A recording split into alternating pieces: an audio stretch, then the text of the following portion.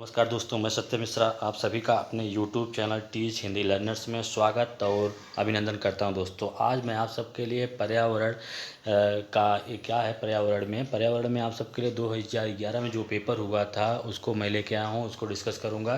जैसा कि आप देखते होंगे कि जो क्या है आपका जो यूपीटेट है वो क्या करता है, क्वेश्चंस को रिपीट करता रहता है। इसलिए क्या है 2011 से जितने भी पेपर हुए हैं सब के बारे में हम डिस्कस करेंगे। लेकिन आज का जो हमारा पेपर है, जो साल पेपर है, वो क्या कौन सा है 2011 का पेपर मैं आप सबके सामने लेके आया हूँ। चलिए डिस्कस करते हैं इस पेपर के बारे में। चलिए दोस्तों, यहाँ पे आपके सामने पहला क्वेश्चन आ चुका है। 2011 में जो पेपर हुआ था पर्यावरण का, उसका ये पहला क्वेश्चन आपके सामने यहाँ पे आ चुका है। क्या कर रहा है पहला क्वेश्चन, पढ़िएगा। कह रहा है कि निम्नलिखित में से कौन पर्यावरण के लिए हानिकारक है? कागज, कपड़ा, धातु, प्लास्टिक। तो जो पर्यावरण होता है, पर्यावरण आपका क्या होता है? पर्यावरण बायोटिक और प्लस एबायोटिक घटक से मिलकर बना होता है। किससे बना होता है दोस्तों? बायोटिक और एबायोटिक घटक से मिलकर क्या बना होता है? आपका पर्यावरण बना होता है। ठीक है दोस्तों, तो क्या होता है पर्यावरण के लिए हानिकारक कौन सा है? कागज, कपड़ा, धातु या प्लास्टिक। तो दोस्तों, पर्यावरण के सबसे हानिकारक क्या होता है? इसमें से प्लास्टिक जो है सबसे हानिकारक होता है। तो इसका राइट आंसर क्या होगा? ऑप्शन नंबर 4 इसका राइट आंसर होगा। प्लास्टिक हानिकारक क्यों होता है दोस्तों? क्योंकि इसे न तो नष्ट किया जा सकता है और न तो पुनः इसका चक्रण किया सकता है। ठीक है दोस्तों, क्या होता है ये आसानी से नष्ट नहीं होता है, न तो इसका आसानी से चक्रण ही किया सकता है, अर्थात दूसरी चीज़ों में कन्वर्ट किया जा सकता है। ठीक है दोस्तों, तो चलिए अगले क्वेश्चन पे चलते हैं। अगला क्वेश्चन क्या कर रहा है, चलिए देखते हैं। कह रहा है कि कीटनाशकों के अत्यधिक इस्तेमाल से होगा। जब कीटनाशक जो होते हैं जो खेतों में डाले जाते हैं कीटों को मारने के लिए, कीटनाशकों का अधिक इस्तेमाल जब किया जाएगा तो उससे क्या होता है? वायु प्रदूषण, ध्वनि प्रदूषण, जल प्रदूषण या सभी। तो दोस्तों, जब कीटनाशकों का अत्यधिक मात्रा में इस्तेमाल किया जाता है तो उससे आपका क्या होता है? जल प्रदूषित होता है। क्योंकि खेतों में जब आप कीटनाशक दवा का इस्तेमाल करेंगे तो वो क्या होता है जल के माध्यम से क्या होता है कि कहीं तालाब में जाएगा, कहीं पे जाएगा, तो जानवर जब उसका यूज करेंगे तो क्या हो जाएगा? अत्यधिक हानिकारक होता है। ठीक है दोस्तों, क्या हो जाता है कीटनाशकों के अत्यधिक इस्तेमाल से जल प्रदूषण होता है। क्योंकि जल के माध्यम से वो एक स्थान से दूसरे स्थान पर चला जाता है, जो कि जल को क्या कर देता है दोस्तों? प्रदूषित कर देता है। तो इसका राइट आंसर होगा ऑप्शन नंबर 3 इसका राइट आंसर हो जाए। कीटनाशकों के अत्यधिक इस्तेमाल से जल प्रदूषण होता है। ठीक है, तो इसका राइट आंसर होगा ऑप्शन नंबर 3 इसका राइट आंसर हो जाएगा। ठीक है, चलिए अगले क्वेश्चन पे चलते हैं। अगला क्वेश्चन क्या कर रहा है देखिएगा। निम्नलिखित में से कौन सी अंतर्राष्ट्रीय संस्था पूरे विश्व में क्या करती है? कौन सी अंतर्राष्ट्रीय संस्था है जो कि पूरे विश्व में पर्यावरण सुरक्षा की देखभाल करती है? ठीक है दोस्तों, कौन सी अंतर्राष्ट्रीय संस्था है जो पर्यावरण सुरक्षा की देख रेख करती है? WWF, WHO, PETA, UN। तो दोस्तों, इसमें से जो अंतर्राष्ट्रीय संस्था जो है पर्यावरण सुरक्षा की देख रेख करती है वो कौन सी संस्था है? आपका UN है। कौन सी दोस्तों? UN जो है अंतर्राष्ट्रीय संस्था पूरे विश्व में पर्यावरण सुरक्षा की क्या करती है? देख रेख करती है। ठीक है दोस्तों, पर्यावरण की सुरक्षा की देख रेख कौन करता है? UN करता है। तो इसका राइट आंसर क्या होगा? ऑप्शन नंबर 4 इसका राइट आंसर हो जाएगा। इसमें आप ऑप्शन से थोड़ा चर्चा कर लेते हैं। इसमें जो आपका WWF या WHO दिया है, WHO क्या करता है दोस्तों? WHO जो है स्वास्थ्य संबंधित देखभाल करता है। पूरे विश्व में स्वास्थ्य संबंधित देखभाल करने का काम पूरे विश्व में स्वास्थ्य संबंधित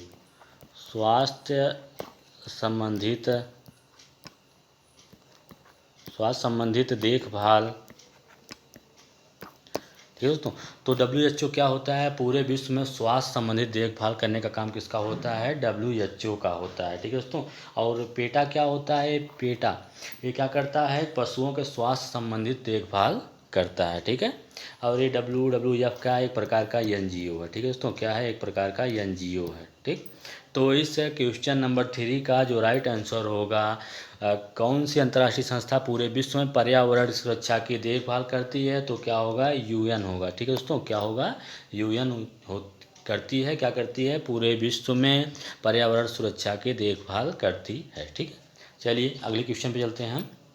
अगला क्वेश्चन क्या करा देखिएगा, ध्वनि या ध्वनि प्रदूषण मापा जाता है। ठीक है दोस्तों, वह कौन सा यंत्र है। इसमें क्वेश्चन पूछने का मतलब है क्या कर रहा है कि ध्वनि या ध्वनि प्रदूषण मापा जाता है फान से, देसी या डेसीबल या डेसीमल से। तो ध्वनि प्रदूषण मापने के लिए किसका यूज़ करते हैं दोस्तों, ध्वनि प्रदूषण मापने के लिए डेसीमल का यूज़ करते हैं। ठीक है, डेसीमल का यूज किया जाता है किसके लिए, ध्वनि मापने के लिए। ठीक है दोस्तों, तो 70 से 80 तक, अगर 70 से 80 डेसीमल तक की जो ध्वनि होती है वो क्या होती है, उतना तक जिस 70 से 80 तक जो ध्वनियाँ होती हैं वो उसको क्या करता है, कोई भी मनुष्य होता है या व्यक्ति होता है उसको क्या कर सकता है, सहन कर सकता है। केवल कितने तक, 70 से 80 डेसीमल की ध्वनि, या इससे अधिक जब ध्वनियाँ हो जाती हैं तो क्या करती हैं, वो प्रदूषित करती हैं। ठीक है दोस्तों, तो क्या करती हैं, प्रदूषण उत्पन्न करती हैं। तो ध्वनि प्रदूषण मापा जाता है किससे, डेसीमल से। तो इसका राइट आंसर क्या होगा, ऑप्शन नंबर 3 इसका राइट आंसर हो जाएगा। डेसीमल होता है ध्वनि प्रदूषण मापने का यंत्र होता है। ठीक है दोस्तों,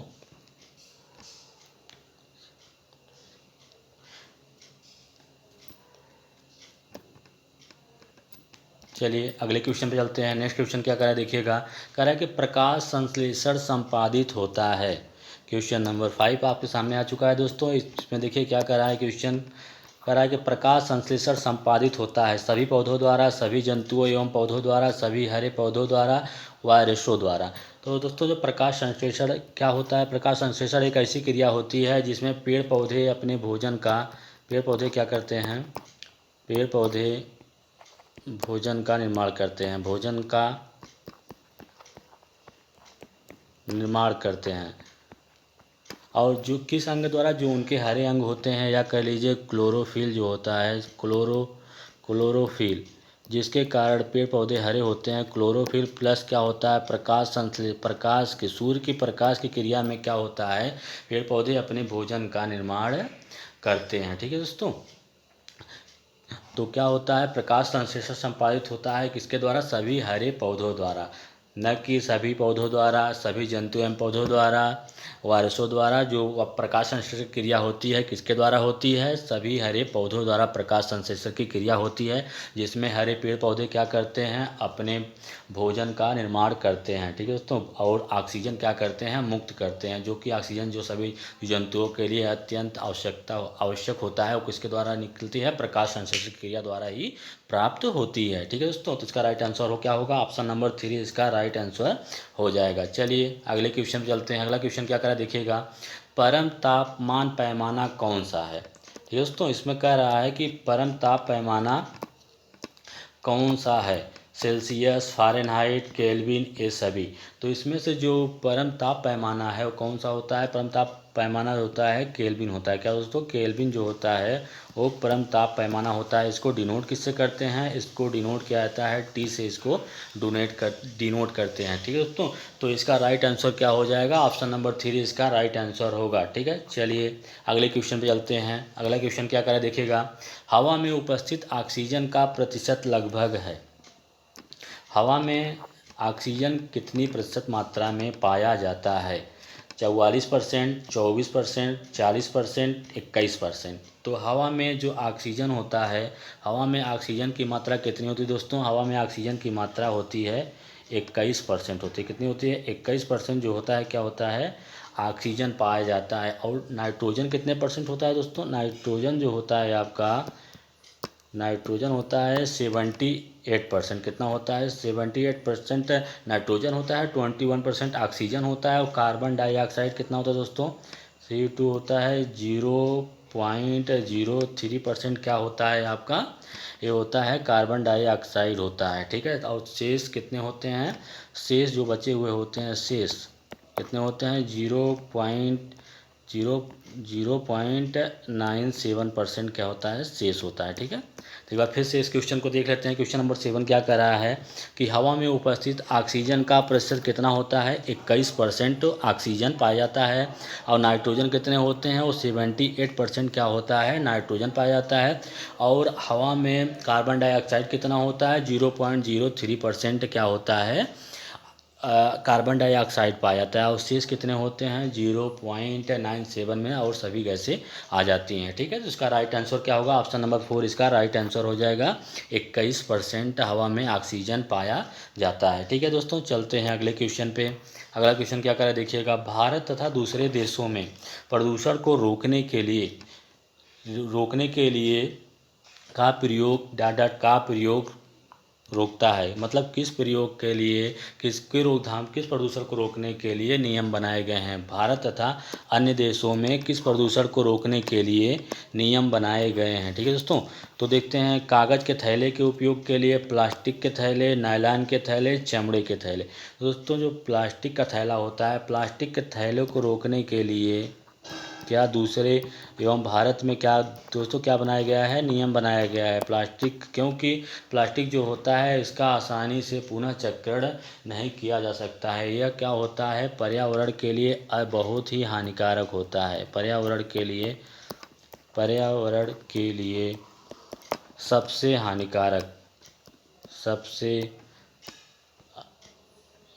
हानिकारक क्या है दोस्तों, पर्यावरण के सबसे हानिकारक क्या है, प्लास्टिक होता है, क्योंकि इसका आसानी से पुनः चक्रण नहीं किया जा सकता है। और क्या होता है दोस्तों, ये प्लास्टिक क्या होता है, इसको पशुएं जो होती हैं वो खा लेती हैं, तो भी उनको भी क्या हो जाता है, इससे दिक्कत हो जाती है। ठीक है दोस्तों, तो इसका राइट आंसर क्या होगा, ऑप्शन नंबर सेकंड क्या होगा, इसका राइट आंसर हो जाएगा। भारत और दूसरे देशों में प्रदूषण को रोकने के लिए बनाए गए नियम किसको रोकते हैं, प्लास्टिक के थैले को रोकने के लिए नियम बनाया गया है। ठीक है, जबकि कागज़ के थैले, नायलॉन के थैले, चमड़े के थैले आसानी से क्या हो जाते हैं, नष्ट हो जाते हैं, और इनका भी पुनः चक्र आसानी से किया जा सकता है। ठीक है, चलिए अगले क्वेश्चन पे चलते हैं। अगला क्वेश्चन क्या करा देखिएगा, निम्नलिखित में से कौन सा वायु प्रदूषण का एक उदाहरण है। निम्नलिखित में से कौन सा वायु प्रदूषण का एक उदाहरण है।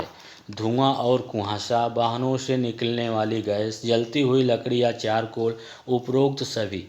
तो वायु में अगर कोई दूषित गैस अगर जो होती है, अगर वायु में प्रवेश कर जाती है तो क्या करती है, वायु को क्या कर देती है, दूषित कर देती है। इसी को क्या कहते हैं, वायु प्रदूषण कहते हैं। जबकि यहाँ पे क्या दिया गया ऑप्शन में, धुआं या कुहासा भी, अगर धुआं होगा या कुहासा से भी क्या होता है, वायु प्रदूषण होता है।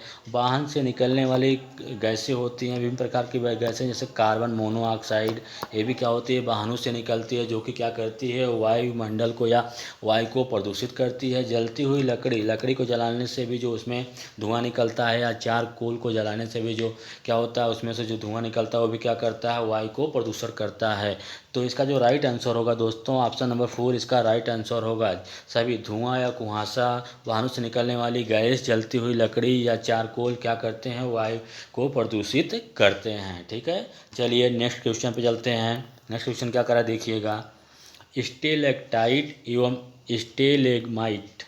लैगमाइट में निक्षेपण होता है किसका, सिलिका का, मैग्नीशियम कार्बोनेट का, कैल्शियम कार्बोनेट का, सोडियम कार्बोनेट का। तो किसका होता है दोस्तों, सिलिका का, मैग्नीशियम कार्बोनेट का, कैल्शियम कार्बोनेट का, सोडियम कार्बोनेट का। तो किसका होता है,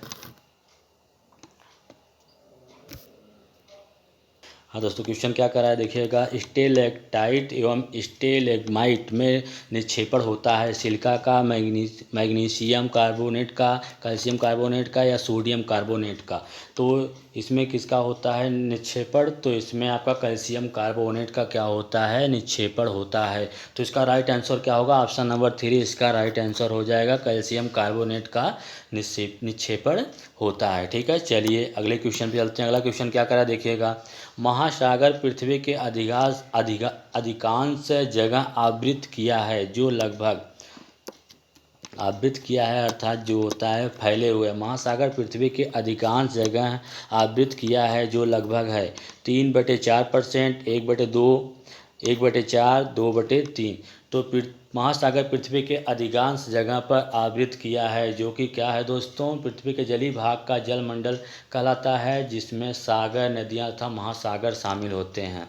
क्या होता है दोस्तों कि जितने भी भाग क्या हैं, पृथ्वी का कितना भाग जो है वो महासागरों द्वारा ढका हुआ है। तो पृथ्वी का जो महासागरों द्वारा ढका हुआ भाग है दोस्तों कितना है, 3/4%। कितना है दोस्तों, 3/4% भाग जो है वो क्या है, महासागर पृथ्वी के अधिकांश जगह पर आवृत किया है। तो इसका राइट आंसर क्या होगा, ऑप्शन नंबर 1 इसका राइट आंसर हो जाएगा, 3/4। चलिए अगले क्वेश्चन पे चलते हैं। अगला क्वेश्चन क्या करा देखिएगा, निम्नलिखित में कौन विश्व उष्मायन का कारण है। ठीक है दोस्तों, इसमें से पूछ रहा है कि विश्व उष्मायन का कारण क्या है। जल प्रदूषण, मृदा प्रदूषण, वायु प्रदूषण, ध्वनि प्रदूषण।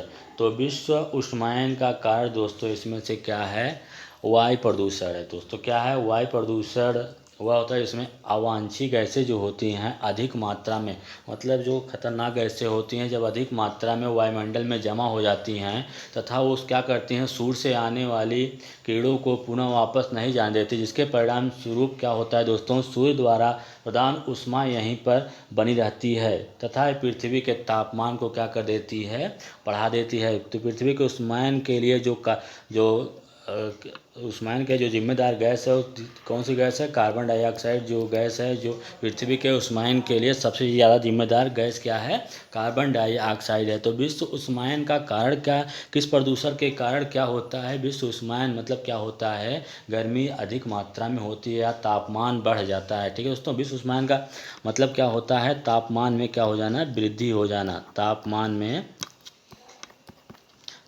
में वृद्धि हो जाना। तो तापमान वृद्धि में होने के कारण जो गैस है वो क्या है, कार्बन डाइऑक्साइड है। और किस प्रदूषण के कारण विश्व उष्मायन होता है, तो वायु प्रदूषण के कारण क्या होता है, विश्व उष्मायन होता है। तो इसका राइट आंसर क्या होगा, ऑप्शन नंबर 3 इसका राइट आंसर हो जाएगा, वायु प्रदूषण। ठीक है, चलिए आगे चलते हैं अगले क्वेश्चन पे। CNG संक्षिप्त रूप है, कहता है कि CNG का फुल फॉर्म या CNG का संक्षिप्त रूप क्या है दोस्तों। क्या है, clean natural gas, compressed natural gas, carbonized natural gas या कार्बोरेटेड नेचुरल गैस। तो CNG क्या होता है, कंप्रेस्ड नेचुरल गैस होती है। क्या होती है दोस्तों, इसका फुल फॉर्म क्या होता है, कंप्रेस्ड नेचुरल गैस होती है। तो इसका राइट आंसर क्या होगा, ऑप्शन नंबर 2 इसका राइट आंसर हो जाएगा, कंप्रेस्ड नेचुरल गैस होती है। ठीक है दोस्तों, क्या करते हैं वास्तव में CNG क्या होती है, प्राकृतिक रूप से पाए जाने वाला ज्वलनशील गैस होता है, ज्वलनशील गैस होता है। ठीक है दोस्तों, जो कि क्या करता है कि CNG से क्या होता है दोस्तों, CNG से आजकल वाहन जो हैं, गाड़ी मोटर आदि को चलाने के लिए CNG गैस का यूज किया जा रहा है। CNG में क्या होता है, प्राकृतिक गैस की तरह ये अवयव होते हैं। इसमें क्या क्या पाया जाता है, आपका मेथेन होता है, एथेन होता है और प्रोपेन होता है। क्या दोस्तों, मेथेन, एथेन और क्या होता है, प्रोपेन होता है। ठीक है, तो इसका राइट आंसर CNG संक्षिप्त रूप है, किसका रूप है, संक्षिप्त, कंप्रेस्ड नेचुरल गैस का संक्षिप्त रूप है। ठीक है, चलिए आगे चलते हैं अगले क्वेश्चन पे। अन्य मृत जंतुओं पर निर्वाह करने वाले प्राणी को क्या कहते हैं। अन्य मृत जंतुओं पर जीवन निर्वाह करने वाले प्राणी को क्या कहते हैं, पैरासाइट, डिकम्पोजर, स्क्वेंजर, अमनीय। ठीक है दोस्तों, तो क्या कहते हैं, अन्य मृत जीवों पर जीवन निर्वाह करने वाले को क्या कहते हैं, स्क्वेंजर कहते हैं, स्केवेंजर कहते हैं, स्केवेंजर। तो इसका राइट आंसर क्या होगा, ऑप्शन नंबर 3 इसका राइट आंसर हो जाएगा, स्केवेंजर। स्केवेंजर क्या होते हैं, वो क्या होते हैं स्केवेंजर, ये मांसाहारी तथा शाकाहारी दोनों प्रकार के होते हैं। किस तरह के होते हैं, मांसाहारी और प्लस शाकाहारी, मांसाहारी और शाकाहारी दोनों होते हैं दोस्तों। कौन, इसके व्यंजन क्या होते हैं, मांसाहारी तथा शाकाहारी दोनों होते हैं, जो पर्यावरण में मृत जीव जंतु तथा पेड़ पौधों पर अपना जीवन निर्वाह करते हैं। जो क्या करते हैं, मृत जीव जंतु जो होते हैं, मृत जीव जंतु प्लस पेड़ पौधों पर क्या करते हैं, अपना जीवन निर्वाह करते हैं। जैसे इसके अंदर कौन कौन से आते हैं, मक्खी आ जाएगी, इसके व्यंजन के अंदर मक्खी, और गिद्ध ये सब क्या होते हैं दोस्तों, स्कैवेंजर होते हैं, जो कि क्या करते हैं, मरे जीव जंतुओं या पेड़ पौधों पर अपने जीवन का निर्वाह करते हैं। ठीक है, चलिए आगे चलते हैं अगले क्वेश्चन पे। अगला क्वेश्चन क्या करा देखिएगा, अधिकतर पेड़ पौधे पाए जाते हैं सबसे ज़्यादा मात्रा में। अगर क्वेश्चन पूछने का सेंस क्या है समझिएगा, कह रहा है कि अधिकतर पेड़ पौधे कहाँ पे पाए जाते हैं, स्थल मंडल में पाए जाते हैं, जल मंडल में, वायुमंडल में, प्रकाश मंडल में। तो सबसे ज़्यादा पेड़ पौधे जो दोस्तों पाए जाते हैं वो किस में पाए जाते हैं, स्थल मंडल में पाए जाते हैं। किस में पाए जाते हैं, स्थल मंडल में पाए जाते हैं सबसे ज़्यादा पेड़ पौधे, क्योंकि पेड़ पौधों के लिए जो भी जरूरी खाद्य पदार्थ होते हैं या तो जो भी तत्व होते हैं पेड़ पौधों के वृद्धि या विकास के लिए, वो स्थल मंडल पे सबसे अधिक मात्रा में या कंप्लीट मात्रा में पाए जाते हैं, जिसके कारण पेड़ पौधे जो होते हैं अधिक मात्रा में स्थल मंडल में पाए जाते हैं। तो इसका जो राइट आंसर होगा वो क्या होगा दोस्तों, ऑप्शन नंबर फर्स्ट इसका राइट आंसर होगा कि अधिकतर पेड़ पौधे कहाँ पाए जाते हैं। अधिकतर पेड़ पौधे जो होते हैं वो कहाँ पाए जाते हैं, स्थल मंडल में पाए जाते हैं। क्यों क्यों पाए जाते हैं भैया, क्योंकि पेड़ पौधों के लिए जो जरूरी खाद्य पदार्थ होते हैं या उनके वृद्धि या विकास के लिए जो जरूरी चीज़ें होती हैं वो सब स्थल मंडल पे अधिक मात्रा में पाई जाती हैं। इस कारण से पेड़ पौधे अधिक मात्रा में स्थल मंडल पर पाए जाते हैं। चलिए आगे चलते हैं अगले क्वेश्चन पे। कौन जीवी कारक नहीं है। ठीक है दोस्तों, पूछ रहा है कि इसमें से कौन सा जीवीय कारक नहीं है, पेड़ पौधे, जंतु, सूक्ष्म जीव, प्रस्तर। तो दोस्तों इसमें से जीवी कारक आपको पता होना चाहिए। जीवी कारक वे होते हैं जो अपने दैनिक क्रियाएं, अपने जीवन के लिए जो भी जरूरी क्रियाएं होती हैं, दैनिक जीवन की जरूरी क्रियाएं जो कर सकते हैं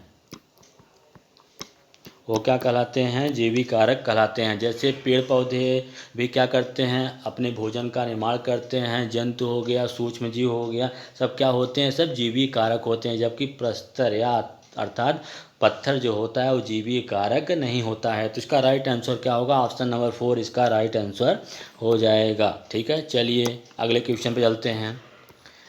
पारिस्थितिकी तंत्र का उदाहरण है, इसमें से कौन सा ऐसा है जो कि पारिस्थितिकी तंत्र का उदाहरण है। पारिस्थितिकी तंत्र का, वायु, तालाब, जल, मृदा। तो पारिस्थितिकी तंत्र ऐसा होता है जिसमें क्या होते हैं, सभी छोटे जीव जंतु क्या होते हैं, सभी जैव अजैव तत्वों के साथ साथ क्या होते हैं, सभी जीव जंतु तथा पेड़ पौधे की उपस्थिति हो। इसमें क्या होते हैं, सभी जीव जंतु हों, सभी जीव जंतु तथा पेड़ पौधे एक साथ हों तथा जैविक क्रियाएं कर सकें, या जैव अजैव तत्वों के साथ साथ जैव अजैव तत्व भी उसमें मौजूद हों, वही क्या कहलाता है दोस्तों, पारिस्थितिकी तंत्र कहलाता है। तो इसमें से कौन सा ऐसा उदाहरण है जो कि पारिस्थितिकी तंत्र का उदाहरण है। तालाब दोस्तों क्या होता है, तालाब में अनेक प्रकार के छोटे जीव जंतु तथा पेड़ पौधे आदि सब पाए जाते हैं, जो कि आसानी से उसमें जैविक क्रियाएं भी कर लेते हैं, इससे उसमें उनकी सारी आवश्यकताएं पूर्ण होती रहती हैं। तो एक क्या हो जाएगा, तालाब एक प्रकार का पारिस्थितिकीय तंत्र होता है। ठीक है, तो इसका राइट आंसर क्या होगा, ऑप्शन नंबर सेकंड इसका राइट आंसर हो जाएगा। पारिस्थितिकीय तंत्र का उदाहरण है तालाब। ठीक है, चलिए आगे चलते हैं। अगले क्वेश्चन पे कह रहा है कि किसी जगह के फ्लोरा और फौना सूचित करता है। किसी जगह का फ्लोरा एंड फौना जो होता है वो क्या सूचित करता है, पेड़ पौधे एवं जंतुओं को, मछलियों एवं पेड़ पौधों को, जंतुओं एवं मछलियों को, पक्षियों एवं पेड़ पौधों को। किसी जगह का फ्लोरा क्या होता है, इंगित करते हैं उस जगह के फ्लोरा और फौना जो होते हैं उस जगह के पेड़ पौधे एवं जंतुओं को इंगित करते हैं। किसको दोस्तों, फ्लोरा एंड फौना जो होते हैं कहीं पे के वो सूचित क्या करते हैं, उस जगह के पेड़ पौधे एवं जंतुओं को क्या करते हैं, वो सूचित करते हैं। ठीक है दोस्तों, तो क्या होता है फ्लोरा जो आपका फौना हो, फ्लोरा वनस्पति विज्ञान में अंग्रेजी शब्द फ्लोरा के दो अर्थ होते हैं। एक, वनस्पति को आमतौर पर किसी विशेष क्षेत्र के प्राकृतिक रूप से उत्पन्न हुई वनस्पति के वर्णन के लिए संदर्भित किया जाता है। तो दोस्तों क्या होता है, किसी जगह के फ्लोरा एंड फौना जो होते हैं उस जगह पे पाए जाने वाले जितने भी आपके पेड़ पौधे एवं जंतु होते हैं जो एक साथ रहते हैं और जैविक क्रियाएं करते हैं, जो जीवन जीवनी के लिए सारी क्रियाएं करते हैं, वही सब क्या कहलाते हैं दोस्तों, आपके फ्लोरा एंड फौना कहलाते हैं। तो इसका राइट आंसर क्या होगा, ऑप्शन नंबर फर्स्ट इसका राइट आंसर हो जाएगा, पेड़ पौधे एवं जंतुओं को। ठीक है, चलिए आगे चलते हैं दोस्तों अगले क्वेश्चन पे। अगला क्वेश्चन क्या करा देखिएगा, करा कि सूर्य के हानिकारक किरणों से पृथ्वी को कौन सा स्तर जो होता है वो सुरक्षित करता है। कौन सा स्तर ऐसा है जो कि सूर्य से आने वाली हानिकारक किरणों को पृथ्वी को क्या करता है, सुरक्षित रखता है। आयन मंडल, ओजोन मंडल, क्षोभ मंडल, चुंबक मंडल। तो दोस्तों सूर्य से आने वाली हानिकारक किरणें कौन सी होती हैं, पराबैंगनी किरण जो होती है सबसे हानिकारक किरण होती है। पराबैंगनी किरण जो होती है वो क्या होती है, हानिकारक किरण होती है, जो कि क्या करती है, पराबैंगनी किरण जो क्या करती है कि हमारे आगे का जो होती है, हमारे स्क्रीन जो होती है उसको क्या करती है, प्रभावित करती है दोस्तों। तो यही क्या होता है, आपका जो ओजोन मंडल होता है वो क्या कर देता है, पृथ्वी से आने वाली हानिकारक किरणों को क्या कर देता है, वहीं पर अपने मंडल में ही क्या कर लेता है, उसको रोक लेता है। ठीक है, अवशोषित कर लेता है ताकि वे हमारे पृथ्वी पर रहने वाले जीव जंतुओं को क्या करे, प्रभावित न कर सके या उन पर बुरा प्रभाव न डाल सके। तो क्या होता है, ओजोन मंडल इसका राइट आंसर क्या होता है दोस्तों, हानिकारक किरणों को बताता है ओजोन मंडल होता है। क्या होता है, ओजोन मंडल। तो इसका राइट आंसर होगा ऑप्शन नंबर सेकंड, इसका राइट आंसर हो जाएगा। ठीक है, सूर्य के हानिकारक किरणों से पृथ्वी को कौन सा स्तर सुरक्षित रखता है, तो ओजोन मंडल जो होता है वो सुरक्षित रखता है। ठीक है, चलिए अगले क्वेश्चन पे चलते हैं। अगला क्वेश्चन क्या करा देखिएगा, करा है कि विश्व पर्यावरण दिवस मनाया जाता है। विश्व पर्यावरण दिवस जो है वो कब मनाया जाता है, 5 नवंबर को, 5 जनवरी को, 5 जून को, 5 सितंबर को। तो विश्व पर्यावरण दिवस कब मनाया जाता है दोस्तों, विश्व पर्यावरण दिवस विश्व में पर्यावरण के प्रति जागरूकता उत्पन्न करने के लिए। ठीक है दोस्तों, जागरूकता उत्पन्न करने के लिए, ताकि पर्यावरण को किस प्रकार से स्वच्छ रखा जा सके या सुरक्षित रखा जा सके, उसके लिए पर्यावरण दिवस मनाया जाता है दोस्तों। ठीक है, किसके लिए, पर्यावरण की सुरक्षा या देखरेख करने के लिए ही विश्व पर्यावरण दिवस मनाया जाता है। तो विश्व पर्यावरण दिवस पहली बार जब मनाया गया था तो कब मनाया गया था दोस्तों, 5 जून 1972 को मनाया गया था। कब मनाया गया था, 5 जून 1972 को मनाया गया था। तो अगर आप चलिए दोस्तों आगे इसका राइट आंसर क्या होगा दोस्तों, इसका राइट आंसर होगा 5 जून।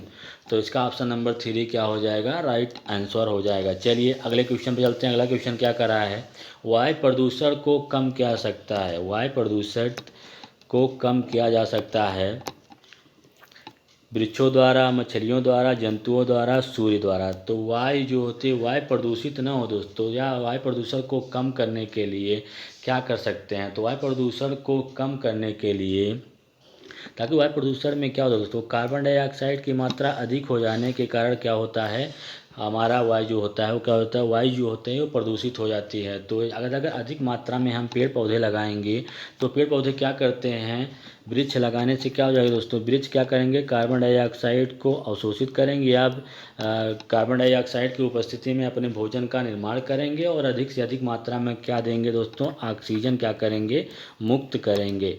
तो यही जो पेड़ पौधे होते हैं वही क्या करेंगे, वायु प्रदूषण को कम करेंगे। तो क्या कर सकते हैं, इसके लिए वायु प्रदूषण कम करने के लिए अधिक से अधिक मात्रा में वृक्ष लगाया जाए। ठीक है दोस्तों, वृक्ष लगाने से क्या होगा, वायु प्रदूषण आपका नियंत्रण रहेगा। तो इसका राइट आंसर क्या होगा, वृक्षों द्वारा। ऑप्शन नंबर फर्स्ट क्या हो जाएगा, इसका राइट आंसर हो जाएगा। ठीक है, चलिए अगले क्वेश्चन में चलते हैं। अगला क्वेश्चन क्या करा है देखिएगा, करा है कि वातावरण में अत्यधिक हानिकारक सल्फर मिश्रित गैस है। वायुमंडल में सबसे अधिक हानिकारक सल्फर मिश्रित गैस कौन सी है, यस H2S, SF6, SO2। तो दोस्तों जो सबसे अधिक हानिकारक इसमें से वातावरण में अत्यधिक हानिकारक सल्फर डाइऑक्साइड के रूप में मिलती है, कौन सी गैस है, सल्फर डाइऑक्साइड। ये जो आपका SO2 है क्या है, सल्फर डाइऑक्साइड सबसे हानिकारक गैस है जो कि वातावरण में पाई जाती है, सल्फर डाइऑक्साइड। ठीक है। तो इसका राइट आंसर क्या होगा दोस्तों, वातावरण में अत्यधिक हानिकारक सल्फर मिश्रित गैस कौन सी है, वो सल्फर डाइऑक्साइड है। तो ऑप्शन नंबर 4 इसका राइट आंसर हो जाएगा, SO2। चलिए अगले क्वेश्चन पे, अगला क्वेश्चन क्या कह रहा है देखिएगा। कह रहा है कि महासागरों में जल स्तर वृद्धि का कारण है। महासागरों में जल स्तर वृद्धि मतलब जल वृद्धि हो जाना, महासागरों का जो जल स्तर है उसमें वृद्धि हो जाना किसका कारण है। ध्रुवीय प्रदेशों में बर्फ का पिघलना, अत्यधिक वर्षा, अम्ल वर्षा, उपरोक्त में से कोई नहीं। तो क्या होता है दोस्तों, महासागरों में जल स्तर वृद्धि का कारण होता है ध्रुवीय प्रदेशों में बर्फ का पिघलना। जो दो ध्रुवीय प्रदेश होते हैं दोस्तों, उसमें क्या होता है कि साल भर जो होते हैं उसमें क्या होता है कि जो चट्टानें होती हैं वो क्या होती हैं, बर्फ़ से क्या होती हैं, ढकी रहती हैं। तो थोड़ा क्या होता है, गर्मी पड़ने के कारण जब वो क्या होती हैं, वो पिघलती हैं, तो उनके जो जल होते हैं वो आके महासागरों या नदियों, आसपास की जो नदियाँ होती हैं या महासागर होते हैं या आसपास के जो इलाके होते हैं उसमें क्या होता है दोस्तों, जल की मात्राएँ वृद्धि हो जाती है या बाढ़ भी आ जाता है। ठीक है दोस्तों। तो महासागरों में जल स्तर वृद्धि का कारण क्या है, ध्रुवीय प्रदेशों में बर्फ़ का पिघलना सबसे महत्वपूर्ण कारण है कि जब वहाँ के जो बर्फ़ होते हैं जब पिघलते हैं तो आसपास की जो नदियाँ होती हैं उसमें भी जल स्तर बढ़ जाता है या आसपास के जो इलाके होते हैं वहाँ भी क्या होता है, बाढ़ भी आ जाती है। ठीक है। तो इसका right answer option number first है। चलिए आगे चलते हैं अगले क्वेश्चन पे। अगला क्वेश्चन क्या करा देखिएगा। भूकंप मापा जाता है, भूकंप मापने के लिए किस यंत्र का यूज करते हैं। ठीक है। तो भूकंप मापते हैं किसके द्वारा, भूकंप मापा जाता है बिफोर्ट पैमाने द्वारा, बिफोर्ट पैमाने में, डेसिबल में, न्यूटन में, रिएक्टर पैमाने में। तो किस पैमाने की सहायता से भूकंप को मापा जाता है। ठीक है दोस्तों। भूकंप क्या होता है, भूकंप को आपको पता है समुद्र तल में उठे हुए भूकंप मतलब पृथ्वी के गुरुत्वाकर्षण में अचानक से आ जाना भूकंप होता है। इससे क्या होता है, पृथ्वी कांप उठती है दोस्तों। कहते हैं कि वहाँ इतने स्पीड से भूकंप आया। तो सब कुछ जब भी भूकंप आता है तो कुछ न कुछ आपका क्या कर देता है, बहुत ज़्यादा नुकसान कर देता है। ठीक है दोस्तों। भूकंप आने से कई प्रकार के नुकसान हो जाते हैं। तो भूकंप नापने के लिए किस पैमाने का यूज करते हैं, तो भूकंप मापने के लिए रिएक्टर पैमाने का यूज किया जाता है।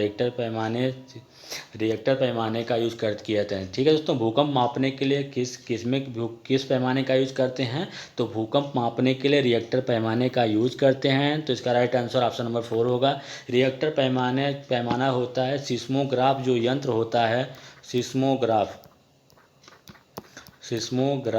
यंत्र होता है, उसमें क्या होता है, रिएक्टर पैमाना लगा होता है जिसकी सहायता से क्या होता है दोस्तों, भूकंप को मापा जाता है। ठीक है। चलिए आगे चलते हैं अगले क्वेश्चन पे। अगला क्वेश्चन क्या करा देखिएगा। करा कि पेड़ पौधे प्रदूषण को घटाते हैं क्योंकि वे अवशोषित करते हैं। ठीक है दोस्तों। क्या होता है, पेड़ पौधे जो होते हैं वे प्रदूषण को क्या करते हैं, घटाते हैं, अर्थात प्रदूषण को कम करते हैं क्योंकि वे अवशोषित करते हैं सल्फर डाइऑक्साइड को, कार्बन डाइऑक्साइड को, कार्बन मोनोऑक्साइड को, नाइट्रोजन को। तो दोस्तों जो क्या होते हैं, पेड़ पौधे क्या कर लेते हैं, कार्बन डाइऑक्साइड को अवशोषित कर लेते हैं। क्या करते हैं, अवशोषित करते हैं। क्या क्यों अवशोषित करते हैं, क्योंकि दोस्तों जो कार्बन डाइऑक्साइड होता है इसी के द्वारा क्या होता है, पेड़ पौधे जो होते हैं अपने भोजन का निर्माण करते हैं। तो ये क्या करते हैं, ये कार्बन डाइऑक्साइड को अधिक मात्रा में अवशोषित करते हैं और क्या करते हैं, ऑक्सीजन मुक्त करते हैं, ऑक्सीजन जो कि सभी जीव जंतुओं के लिए अत्यधिक महत्वपूर्ण गैस है। ठीक है दोस्तों। तो इसका राइट आंसर क्या होगा, ऑप्शन नंबर 2 इसका राइट आंसर हो जाएगा, कार्बन डाइऑक्साइड। ठीक है। चलिए आगे चलते हैं अगले क्वेश्चन पे।